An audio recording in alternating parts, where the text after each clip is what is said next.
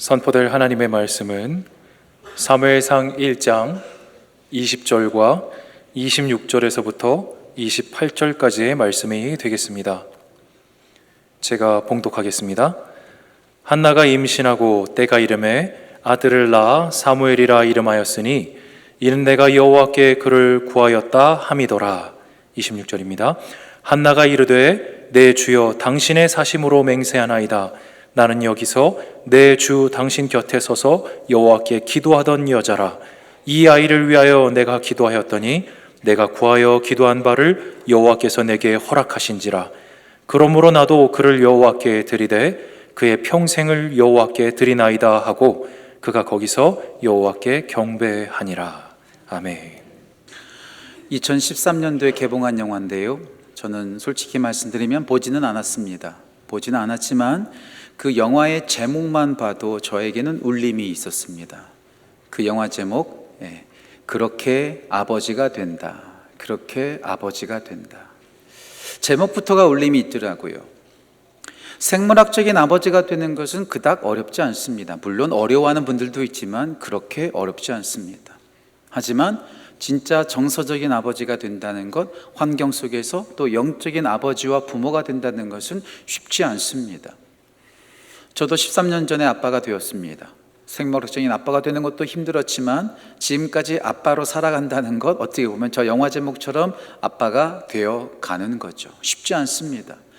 어떻게 자녀를 키워야 될지, 어떻게 양육해야 될지 정답을 모르겠어요. 진짜 모르겠어요. 저도 설교하면서 저도 부담이 됩니다. 정답이 없거든요. 여러 책들도 제가 보았습니다. 여러 전문가들의 강의도 들었고요. 여러 가지를 다 섭렵했지만 모르겠어요. 요즘 텔레비전 프로그램 금쪽이라고 하나요? 오은영 박사라고 하나요? 박사님이 나와서 말하지만 그것이 우리 집안에 정확하게 맞지 않습니다. 왜냐하면 모든 아이들이 다 다르거든요. 모든 자녀가 다 다르거든요. 같이 배가 아파서 같이 낳았는데 똑같은 형제인데 자매인데 남매인데 달라도 너무 달라요. 취향도 다르죠. 체질도 다르죠. 모든 게 다 다릅니다. 성경 속에서도 그렇죠. 아담에게는 두 아들이 있었습니다. 가인과 아벨이 있었죠. 가인과 아벨이 달라도 너무 다릅니다. 결국에 그들의 인생이 비극적으로 맞이하게 됐죠. 이사가 또 리브가를 통해서 쌍둥이를 낳았습니다. 쌍둥이 같잖아요. 비슷하잖아요. 그런데 그 쌍둥이 에서와 야곱이 얼마나 다릅니까? 한 명은 호전적입니다. 한 명은 부드럽습니다. 체질과 성향이 완전히 달라요. 어디다가 맞춰야 될지 모르겠어요. 자녀 양육 정답을 모르겠어요. 진짜 정답을 모르겠어요. 그래서 저도 이렇게 설교할 때, 자녀 양육에 대해서 설교할 때마다 참 부담이 됩니다. 저도 예외가 아니거든요. 목사는 자녀를 잘 키울까요? 목사의 자녀들은 문제가 없을까요? 미국에서 목회자의 자녀를 일컬을 때 PK라고 말합니다. PK. 패스터의 P, 키즈의 K 합쳐서 PK라고 말합니다. 하지만 여기 PK에는 또 다른 뜻이 있어요. 패스터 키즈, 목회자의 자녀라는 뜻도 있지만 problem kids, 문제아라는 거죠. 목회자의 자녀가 오히려 더 교회에 문제가 되는 경우가 참 많기 때문에 PK, problem kids, 문제아라고 일컫는 거죠. 목자도 예외가 아닙니다. 목사도 예외가 아니고 선교사도 예외가 아닙니다. 어떻게 정답을 모르겠어요. 어떻게 키워야 될까요? 전문가도 문제가 있어요. 어린아이 전문 양육하는 사람들도 문제가 있더라고요. 선생님네 자녀도 문제가 있더라고요. 어디서 정답을 찾아야 될지 모르겠습니다. 어떻게 우리의 자녀들을 키울 수 있을까요? 저는 그 정답이 한 가지라고 생각합니다. 그것은 바로 은혜입니다. 은혜로 키우는 거죠. 은혜로 태어났고 은혜로 양육하고 은혜로 세워가는 것, 이것이 우리 자녀 양육의 가장 중요한 정답이 아닐까요? 그 정답의 대표적인 사람이 바로 오늘 본문에 등장하는 사무엘입니다. 사무엘의 엄마 이름이 뭐죠? 한나. 한나의 이름의 뜻이 뭘까요? Grace, 은혜입니다. 그의 어머니의 이름의 뜻이 은혜예요. 그리고 그는 은혜로 사무엘을 낳았고 은혜로 사무엘을 길렀고 오늘의 사무엘이 됐다는 거기에 어떤 정답도 없지만 하나님의 은혜로 우리에게 허락하신 자녀들을 키우고 양육하고 세워나갈 때 우리의 자녀들이 바른 길 올바른 길 걸어갈 줄 믿습니다. 우리 교회가, 우리 다음 세대가, 우리에게 허락하신 우리 모든 자녀들이 우리의 이론과 세상의 이론이 아니라 하나님의 은혜를 따라 우리의 자녀를 양육하고 키워 우리 모두가 신실한 다음 세대를 세워가는 우리 교회, 우리 성도, 우리 모두 되시기를 주님의 이름으로 축복합니다. 자, 그렇다면 그 은혜로 자녀를 키울 때 어떤 은혜를 소망해야 될까요? 어떻게 우리가 은혜를 받을 수 있을까요? 세 가지로 말씀을 나누고자 합니다. 첫 번째, 은혜 인정해야 합니다. 은혜 인정해야 합니다. 여자의 몸에 생명이 생겨난다는 것, 아이가 자라서 잉태하고 그것을 출산한다는 것, 정말 신비롭죠. 정말 신비로워요. 어떻게 말로 해석할 수가 없겠어요. 어떻게 그런 일이 일어날 수 있을까요? 어떻게 여자의 몸에서 생명이 생겨나서 그 아이가 태어나는 것, 얼마나 신비롭고 얼마나 놀라운 일입니까? 제가 한번 궁금해서 인터넷으로 AI에게 물어봤어요. 내가 태어날 확률이 얼마나 되는가? 우리 집에 태어난 우리의 아들과 딸들이 태어날 확률이 어떻게 되는가? 그냥 생명이 태어나는 것이 아니라 임광이라고 하는 제가 태어날 확률, 여러분들 집에 있는 아들과 딸이 태어날 확률은 얼마나 되나 제가 AI에게 물어봤어요. 어떻게 나왔나? 이렇게 나왔습니다. 최소 100조, 최대 150조 분의 1이랍니다. 최하 100조, 최대 150조 분의 1입니다. 내가 태어날 확률이. 지난주에 제가 로또 복권 1등 당첨될 확률 말씀드렸죠? 얼마라고 말씀드렸죠? 814만 분의 1. 814만 분의 1이라는 것은요, 벼락 3번, 4번 맞을 확률입니다. 불가능하다고 말씀드렸죠. 그런데 814만 분의 1도 아니고 100조 분의 1, 150조 분의 1이랍니다. 제가 태어날 확률이, 제가 존재할 확률이 그렇다는 거죠. 우리 집안에 태어날 그 자녀들의 확률이 그만큼 불가능 중에 불가능인데 하나님께서 허락하신 거예요. 하나님께서 존재케 하신 거예요. 하나님께서 우리 가운데 주신 거죠. 하나님께서 우리를 그렇게 만드셨습니다. 어쩌다 만드신 것이 아니라, 어쩌다가 우연히 창조하신 것이 아니라 하나님의 계획하심 속에 하나님께서 철저하게 우리를 아름답게 만드셨다라는 거죠. 그 사실을 시편 139편 14절, 다시 말씀드릴게요. 시편 139편 14절의 말씀이 이렇게 말하고 있습니다. 우리를 지으심이 신묘막측하다, wonderfully, fearfully. 우리를 그렇게 놀랍게, 아름답게, 멋지게 창조하셨다는 거예요. 마치 공장에서 찍어내는 상품처럼 일괄 되게 찍찍찍찍 찍어낸 것이 아닙니다. 우리를 작품으로 만드셨다는 거죠. 이 세상에 단 하나밖에 없는 작품으로 우리를 만드셨다는 거예요. 제가 자주 말씀드리죠. 맥스 루케이도 목사님께서 이런 말씀하셨습니다. 레오나르도 다빈치가 그린 모나리자가 이 세상에 하나밖에 없는 것처럼, 베토벤이 작곡한 심포니 오케스트라 넘버 5가 하나밖에 없는 것처럼, 하나님께서 만드신 당신도 이 세상에 단 하나, just only one, 하나밖에 없다는 거예요. 수많은 사람 가운데 하나가 아니라 우리처럼 생긴 사람, 아니 임광처럼 생긴 사람 이 세상에 단 하나밖에 없어요. 그만큼 우리를 상품이 아니라 작품, 마스터피스로 만드셨다라는 거죠. 그만큼 우리가 소중하다는 거예요. 그만큼 우리 가운데 허락하신 자녀들이 상품이 아니라 작품 중에 작품, 비교할 수 없는 작품이라는 거죠. 하나님께서 허락하신 작품이라고 우리가 우리의 자녀들을 인정할 수 있어야 합니다. 그 자녀들을 누가 낳았어요? 우리가 낳았어요? 엄마들이 낳았어요? 아니요. 성경 속에서 자녀를 갖고 싶지만 자녀를 낳을 수 없는 불임으로 고생한 여자들이 참 많습니다. 그래서 어떤 신학자는 불임의 신학이다라고까지 말하더라고요. 불임으로 고생한 여자들이 참 많습니다. 아브라함의 아내였던 사라, 25년 동안, 아니 90세까지 아이를 낳지 못했죠. 이삭의 아내였던 리브가, 그 리브가도 오래도록 아이를 낳지 못한 것으로 신학자들이 말합니다. 야곱의 아내였던 라헬도 아이를 낳지 못해서 고생했죠. 삼손의 어머니도 마찬가지입니다. 수넴 여인도 마찬가지입니다. 엘리사벳도 마찬가지입니다. 그리고 대표적인 사람, 오늘 본문에 등장하는 사무엘의 어머니 은혜라는 이름의 뜻을 가지고 있었던 한나도 마찬가지죠. 한나는 아이를 갖고 싶었지만 아이를 가질 수가 없었어요. 그래서 어떻게 했죠? 아이를 가질 수 없으니까 하나님 앞에 나와 기도합니다. 그냥 기도하지 않습니다. 통곡하며 기도합니다. 오래도록 기도합니다. 술 취한 여인이라고 오해받을 정도로 유난스럽게 기도했습니다. 그렇게 간절한 기도에 하나님께서 은혜로 응답하셔서 우리 한나가 아들을 낳게 되었는데 그 이름이 사무엘이라는 거죠.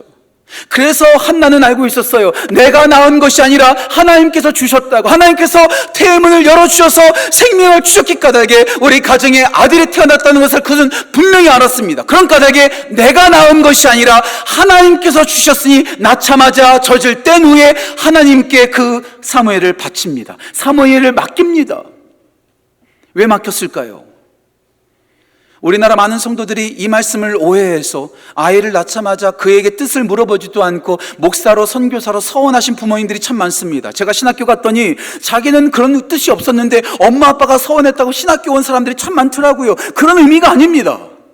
하나님께 맡겼다, 하나님께 드렸다는 것은 무엇일까요? 내 것이 아니라 하나님의 소유입니다. 내 뜻대로 내 마음대로 키우는 것이 아니라 하나님께 맡겨드립니다라는 고백이라는 거죠. 지난주에 제가 소개했던 요게벳의 노래, 그 모세의 그 어머니의 고백처럼 너의 참 주인이신, 너의 참 부모이신 하나님 손에 너를 맡겨드립니다. 하나님 손에 맡겨드리는 거예요.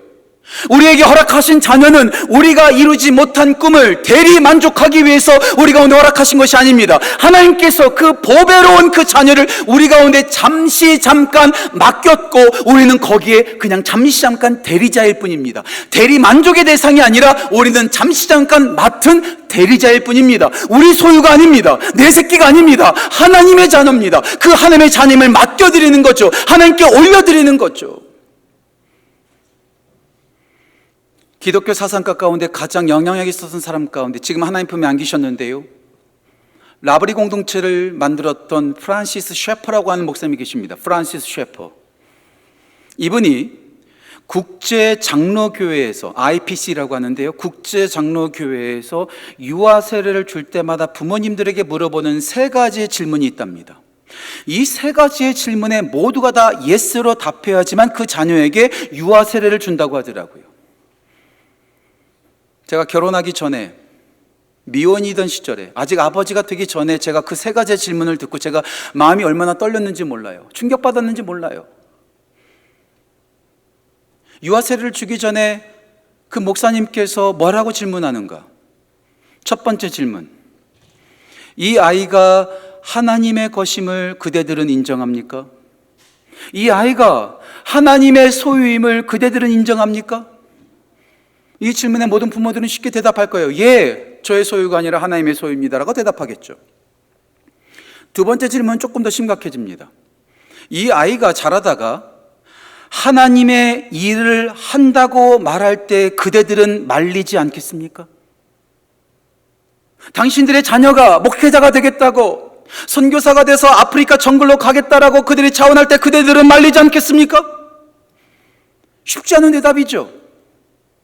제가 미국에서 사역했을 때 실제로 들었던 이야기입니다. 실제로 있었던 일입니다. 어떤 아이비리그를 졸업한 어떤 형제가 예수님의 은혜를 경험해서 선교사로 지원했습니다. 선교사로 자원했습니다. 그때부터 그 집안이 난리가 났습니다. 아이비리그다가 똑똑한 내 아들이 어찌 선교사가 되겠냐고, 교회를 들들 볶았습니다. 목사를 들들 볶았습니다. 그 아들을 들들 볶았습니다. 절대 너는 선교사 되면 안 된다고, 그 아이비리그까지 나와서 무슨 선교사냐고 끝까지 말렸답니다.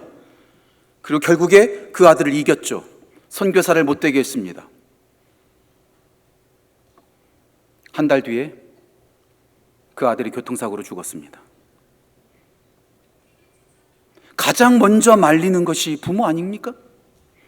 당신의 아이가 자라다가 하나님의 일을 한다고 할 때 당신은 말리지 않겠습니까? 그 두 번째 대답, 쉽게 대답하기 어렵죠. 하지만 예스라고 대답해야지 유아 세례를 준답니다.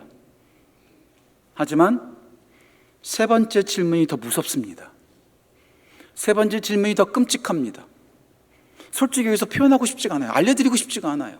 너무나 무섭거든요. 너무나 잔인하거든요. 양해하고 들어주십시오. 세 번째 질문이 이겁니다. 만약 당신의 자녀가 자라다가 죽게 되면 그때 하나님께 원망하지 않겠습니까? 당신의 자녀가 자라다가 죽게 되면 그때 하나님을 원망하지 않겠습니까? 상상하고 싶지도 않아요. 너무나 잔인해요. 고아라는 말도 있고 가부라는 말도 있고 호랍이라는 말도 있지만 그 자녀를 잃은 부모를 지칭하는 단어는 없다면서요. 절대로 있으면 안 되는 일, 상상하기도 쉽지 않습니다. 내 자녀가 나보다 먼저 간다, 어떻게 그것을 상상할 수 있고 어떻게 그걸 허용할 수 있겠습니까? 정말 이해할 수 없는 그 순간에도 당신은 하나님을 원망하지 않겠습니까? 당신의 자녀가 하나님의 소유임을 믿습니까? 하나님의 일을 한다고 할 때 말리지 않겠습니까? 당신의 자녀가 먼저 갔었을 때 하나님께 원망하지 않겠습니까? 그때 예스라고 대답해야지 유아 세례를 준다는 거죠. 왜요? 유아 세례라는 것은 하나님께 바쳐진다는 거죠. 하나님께 맡긴다는 거죠. 내 소유가 아니라 하나님의 것입니다. 내 대리만족의 대상이 아니라 내게 잠깐 맡긴 우리는 대리자일 뿐입니다. 하나님께 맡겨드린다고 고백할 때 하나님께서 그때부터 책임지신다는 것, 내가 키우는 것이 아니라, 내 능력이 아니라 하나님께서 역사하실 때 우리의 자녀들이 은혜로 자라나는 것이 아닐까요? 예, 우리는 우리의 것이 아니라고, 내 새끼가 아니라고, 내 자식이 아니라고 우리는 인정할 때 하나님께서 역사하실 줄 믿습니다. 은혜 먼저 내 것이 아니라 하나님의 것이라고 인정해야 합니다. 두 번째, 은혜는 들려줘야 합니다. 들려줘야 합니다. 최고의 성공이 뭘까요? 진짜 우리의 자녀들이 어떻게 되길 여러분들은 바라십니까? 어떤 모습을 원하십니까? 우리 어린이 학창단 어떤 모습으로 자라나길 원하십니까? 최고의 대학교, 스카이 대학교, 아이비리그 들어가는 거? 굴지의 기업에 입사하는 거? 억대 연봉을 받는 것? 사자로 끝나는 직업을 갖는 것? 변호사, 의사, 판사 갖는 것? 물론 우리 어린이 합창단이나 우리 교회 다음 세대들이 그렇게 영향력 있는 사람들이 되면 정말 좋겠어요. 그렇게 영향력 있게 섬기면 참 좋겠어요. 하지만 저는 단호하게 선포합니다. 그것이 최고의 성공은 아니라는 것. 진짜 우리가 소망해야 될 최고의 성공은 뭘까요?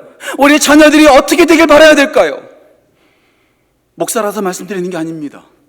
세상의 성공은 오래가지 않습니다. 임기가 있습니다. 영원하지 않습니다. 다 사라집니다. 진짜 우리가 소망해야 될 최고의 성공은 뭘까요? 전 두 가지로 말하고 싶어요. 첫 번째, 예수님을 믿는 믿음으로 살아가는 것. 두 번째, 예수님을 닮은 성품을 갖는 것. 다시 말씀드릴게요. 예수님을 믿는 믿음으로 살아가는 것과 예수님을 닮은 성품으로 살아가는 것, 이 두 가지가 저는 최고의 성공이라고 믿습니다. 예수님을 믿는 믿음이 뭐예요? 천국 시민권 아닙니까? 천국에 들어가는 것 아니겠어요? 대학교 들어가는 것보다, 좋은 기업에 들어가는 것보다, 좋은 나라에 들어가는 것보다 가장 중요한 것이 천국 시민권을 가지고 영원한 생명을 얻고 구원을 얻는 것보다 더 중요한 게 어디 있겠어요? 그런데 정말 여러분들은 그 가치를 두고 사십니까? 우리의 자녀들이 학원에 빠지면 난리가 나요. 근데 교회에 빠진다고 난리 나는 가정 제가 본 적 없습니다. 우리 자녀들의 시험 성적이 점수가 떨어지게 되면 난리가 납니다. 하지만 믿음 떨어졌다고 해서 난리 난 가정 제가 찾아본 적 없어요. 우리 모든 가치관이 영적인 최고의 성공이 아니라 세상적인 성공을 바라고 있지 않습니까? 예수님을 믿는 믿음과 함께 중요한 것이 예수님을 닮은 성품으로 살아가는 거예요. 이 말은 무슨 말이냐면 하나님께서 주신 그 사명을 따라 세상을 섬기는 거죠. 예수님께서 이 땅에 오신 이유가 우리를 섬기러 오셨던 것처럼 우리도 예수님의 성품을 가지고 나 자신만을 위해서 살아가는 것이 아니라 섬기기 위해서 살아가는 거죠. 국사 선생님으로 알려져 있는 최태성 선생님께서 이런 말씀 잘 하신다고 하죠. 우리 아이들의 꿈을 직업이라고 하는 명사로 꾸지 마십시오. 판사, 변호사, 군인, 탤런트, 아이돌 그룹, 이런 명사, 이런 직업으로 꿈꾸지 말라는 거예요. 그러니까 그런 직업이 되면 그때서부터 타락하기 시작하더라는 거죠. 진짜 우리가 꿈꿔야 될 것은 뭐예요? 명사가 아니라 동사. 난 이렇게 세상을 빛나게 할 거야. 난 이렇게 어려운 사람들을 도와줄 거야. 난 이렇게 섬길 거야. 난 이렇게 사랑할 거야. 난 이렇게 도와줄 거야. 그 동사형 비전의 가장 중요한 것이 예수님의 성품으로 섬기는 거죠. 예수님을 믿는 믿음으로 영원한 생명을 얻을 뿐만 아니라 예수님을 닮은 성품으로 세상을 섬기고 도와주는 삶을 살아가는 것, 이것이 저는 최고의 성공이라고 믿습니다. 이 성공이 어디서부터 시작될까요? 하나님을 아는 것에서부터 시작합니다. 사무엘과 또 다른 반대편에 있었던 사람이 엘리의 아들들 홈니와 비느하스죠. 홈니와 비느하스는요, 하나님을 알지 못했습니다. 그런 까닭에 여호와께 드리는 제사를 멸시했고요, 수많은 이스라엘 백성들을 범죄하게 했던 진짜 못된 아들들이었습니다. 악한 아들들이었습니다. 벨리알의 아들들이었습니다. 하지만 사무엘은 어땠죠? 사무엘은요, 오늘 본문 말씀은 아니지만 사무엘상 2장 16절, 18절, 21절에 계속해서 반복하고 있습니다. 사무엘은 여호와 앞에서 섬기더라. 사무엘은 여호와 앞에서 자라니라. 사무엘은 여호와께 은총을 입었더라. 하나님 앞에서 하나님을 알고 하나님을 분명히 알고 그 앞에 거했던 그 사무엘은 올바로 자라날 수 있었던 거죠. 그리고 가장 중요한 것, 우리가 너무나 잘 아는 거죠. 사무엘상 3장 10절에서 하나님께서 사무엘을 부르십니다. 사무엘아, 사무엘아 부르시죠. 그때 사무엘이 이렇게 대답하죠. 말씀하옵소서, 주의 종이 듣겠나이다. 말씀하옵소서, 주의 종이 듣겠나이다. 우리 어린이 합창단만 절 따라서 한번 해보세요. 말씀하옵소서. 아까 찬양은 되게 잘하더만. 다시 말씀하옵소서. 말씀하옵소서. 주의 종이 듣겠습니다. 예. 사무엘이 그렇게 대답했어요. 사무엘아 할 때 말씀하옵소서. 주의 종이 듣겠습니다.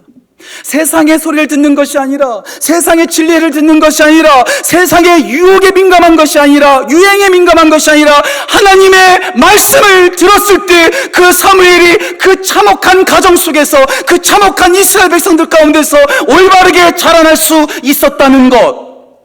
요즘 우리 아이들이 보는 것마다 얼마나 무서워요. 듣는 것마다 얼마나 싸나워요. 얼마나 욕을 쉽게 합니까? 우리 중고등학생들 지나갈 때 말하는 거 보면요, 진짜 무서워요.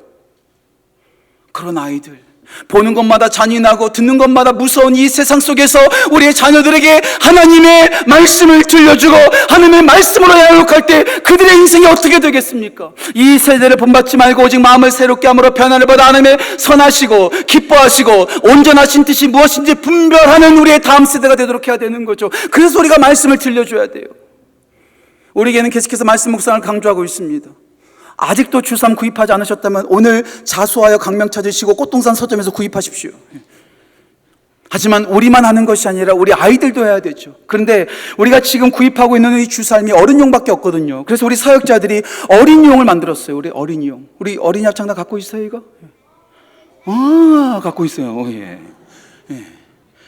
우리 부모와 함께 어린아이들이 같이 말씀을 묵상하는 거죠. 같이 말씀을 따라가는 거죠. 세상의 유행이 아니라, 세상의 진리가 아니라, 세상의 이론이 아니라 하나님의 변함없는 진리의 말씀을 그들에게 들려줄 때 그 말씀이 우리 아이들을 세워나갈 줄 믿습니다. 세상의 그 잔인한 말들이 아니라 하나님의 그 따스한 말씀이 들려질 때 사무엘처럼 우리의 다음 세대가 세워질 줄 믿습니다. 인정하십시오. 그리고 들려주십시오.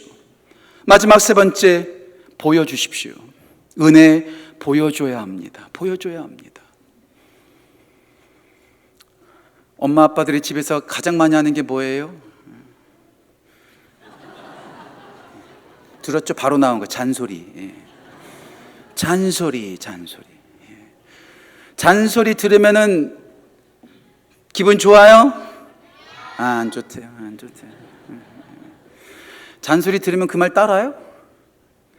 아니, 여러분들 생각해봐요. 여러분들은 부모님이 잔소리하는 거 듣고 여기까지 왔어요? 귓등으로도 안 듣죠. 귓등으로도 안 듣죠. 하는 척하죠. 듣는 척하죠. 잔소리로 변하지 않습니다. 그래서 제가 늘 자주 말씀드리죠. 우리의 자녀들은 우리 앞에서 우리가 하는 잔소리를 듣고 자라는 것이 아니라 우리 등 뒤에서 우리가 하는 것을 보고 자란다. 다시 말씀드릴게요. 우리 앞에서 듣고 자라는 것이 아니라 우리 등 뒤에서 부모가 하는 모습을 보고 자란다. 말 한마디보다 더 중요한 것은 모범을 보여주는 거죠. 그래서 리더십 전문가 가운데 한번 이런 말 했습니다. 1온스의 모범이 1톤의 잔소리보다 더 강력하다. 다시 말씀드릴게요. 1온스의 모범이 1톤의 잔소리보다 더 강력하다. 그렇다면 1톤이 몇 온스일까요? 제가 아침에 계산해 봤어요. 1톤이 몇 온스냐면 35,273온스입니다. 다시 말씀드릴게요. 1톤이 35,273온스입니다. 무슨 말이냐면 한 번 잔소리하는, 한 번 행동을 보여주는 것이 35,000번 말하는 것보다 훨씬 더 강력하다라는 거죠. 예. 우리가 말도 해야 되죠. 물론 그보다 더 중요한 것은 우리가 믿음의 본을 보여주는 것, 기도하는 모습을 보여주고 말씀을 듣는 모습을 보여주고 헌신하는 모습을 보여주는 것이 더 강력하다는 것. 그런 의미에서 사무엘상 1장부터 8장까지 읽을 때 이해되지 않는 미스테리가 두 개가 등장합니다. 전 도저히 이해할 수가 없어요. 두 가지 미스터리. 첫 번째 미스터리는 이겁니다. 엘리와 홈리와 비느하스를 보고 자랐던 사무엘이 올바르게 자랐다는 거예요. 그 엉망진창이었던 벨리알의 아들들이었던 악한 아들들이었던 그 홈리와 비느하스를 보고 그 엉망진창 아버지 엘리를 보고 자랐던 이 사무엘이 너무나 신실하게 자랐다는 게 미스테리요. 두 번째 미스테리는 더 심각합니다. 사무엘에게도 아들이 있었겠죠? 사무엘상 8장에 사무엘의 두 아들의 이름이 등장합니다. 한 명은 요엘이고 한 명은 아비야입니다. 신실한 사무엘이었다면 그 아들들도 신실해야만 했겠죠? 하지만 그 사무엘의 요엘과 아비야가 엉망진창입니다. 사무엘상 8장을 보면 그들은 아버지와 다르게 행동했고 그들의 이익을 위하여 뇌물을 받았고 판결을 굽게 했다는 거예요. 어찌 그 신실한 아버지 밑에서 그렇게 허랑방탕하고 엉망진창인 아들들이 나올 수 있었을까요? 그 이유가 뭘까요? 최근에 제가 방송국에서 이 말씀을 함께 나눌 수 있었거든요. 녹화하면서 이 말씀을 나누었는데 어떻게 그렇게 될 수 있었을까? 저의 원인과 저의 분석은 사무엘상 7장 후반부로 갑니다. 사무엘이 사사가 되어서 이스라엘 전체를 다스립니다. 이스라엘 날마다 돌아다녀요. 라마에서 베델로, 베델에서 미스바로 계속해서 돌아다닙니다. 한마디로 말하면 바쁜 아빠였어요. 그래서 제가 그 방송 녹화할 때 이렇게 말했습니다.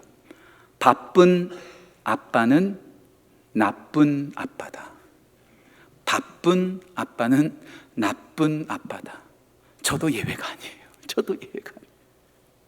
너무나 바쁘니까 아이들과 함께 할 시간이 없는 거예요. 아이들에게 믿음의 본을 보여줄 수가 없는 거예요. 어떤 신앙의 본을 보여줄 수 없는 거죠. 너무나 바쁘니까 자녀들과 함께 하지 못하고 믿음을 보여주지 못하니까 그 아들들이 엉망진창이 된 것은 아닐까요? 우리가 나만 혼자 믿는 것이 아니라 잔소리하는 것이 아니라 아이들 앞에서 믿음의 모습과 말씀의 모습과 기도하는 모습을 보여줄 때 그 아이들이 변화되어지는 것은 아닐까요? 그리고 그 무엇보다도 중요한 건 우리에게 허락하신 아이들을 위해서 기도하는 거죠.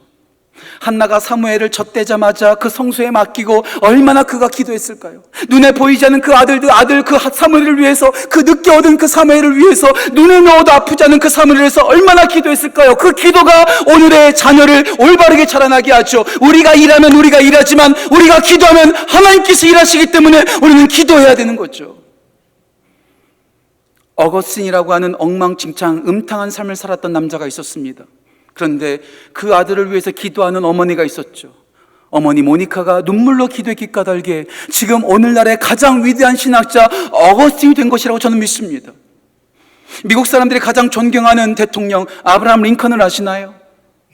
아브라함 링컨이 말년에 이런 고백을 했다고 하더라고요. 오늘 내가 나된 것은, 그리고 내가 소망했던 모든 것을 성취할 수 있었던 것은 오직 어머니의 기도 덕분이다.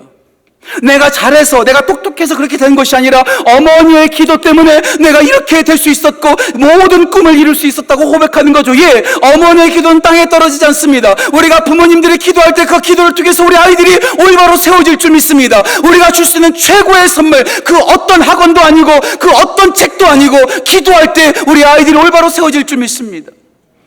어머니의 기도를 생각할 때마다 생각나는 하나의 사진이 있어요. 1976년 서울 청계천 활빈교회에서 찍혀진 하나의 사진입니다. 한 어머니가 아기를 등에 업고 마루바닥에서 무릎을 꿇고 눈물로 기도하는 사진이죠. 한번 보여주시겠어요? 예. 전 기도를 저 사진을 볼 때마다 울컥울컥해요. 저 어머니의 모습을 보세요.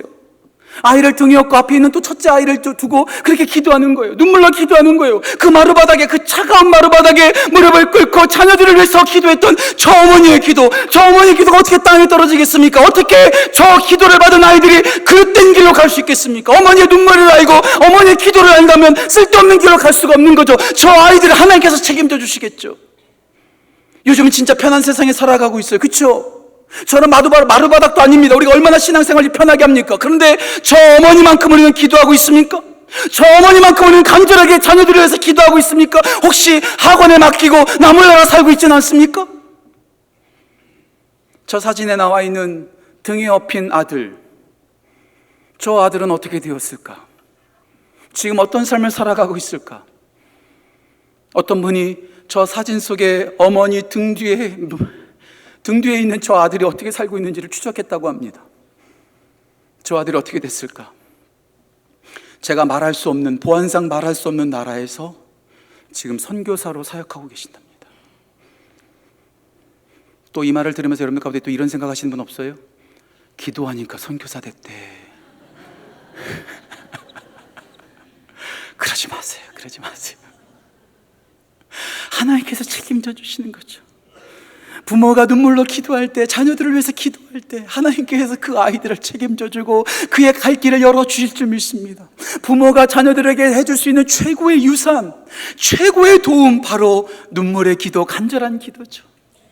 우리에게 맡겨주신 우리 다음 세대, 우리의 자녀들, 내 것이 아닙니다. 우리의 것이 아닙니다. 하나님께서 잠깐 우리 가운데 맡긴 그 귀한 보배로운 자녀들을 위해서 눈물로 기도하고 믿음의 본을 보여주고 말씀을 들려주므로 그 아이들이 이 어둡고 험한 세상 가운데 신실한 믿음의 사람으로 자라날 수 있도록 우리 모두가 함께하기를 주님의 이름으로 축복합니다.